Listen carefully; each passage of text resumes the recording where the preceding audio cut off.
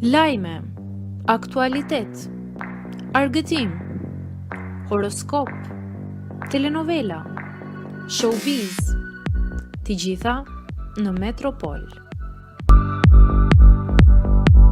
Bëni subscribe në faqen Metropol.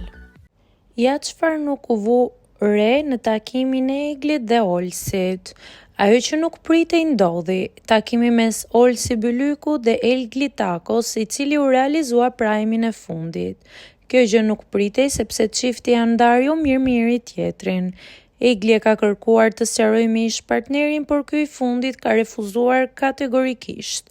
Madje në nisjet e historisë së Eglit me gjestin, Olsi doli në një video ku tha: "Ju lutem mos më nisni më çfarë ndodh rreth e qark sepse jam me grua në shtëpi." Shenjë tjetër kjo që tregonte se ai nuk donte t'ia dinte më për Eglin. Por duhet thënë se Olsi është pak kontradiktor mes asaj që thot dhe asaj që bën. Teksa ishte i lidhur me gazetaren Denada Lura, i kushton këngën Ish Eglit.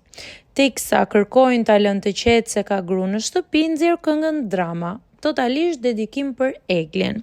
Ndërkohë në prajmin e fundit ndodhi dhe takimi. Por pse?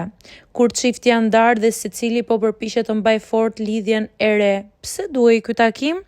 Vetëm se Egli e ka lavdëruar aty brenda Olsin dhe kjo gjë e bëri që ai të hynte dhe të bënte këtë në shenjë mirënjohje.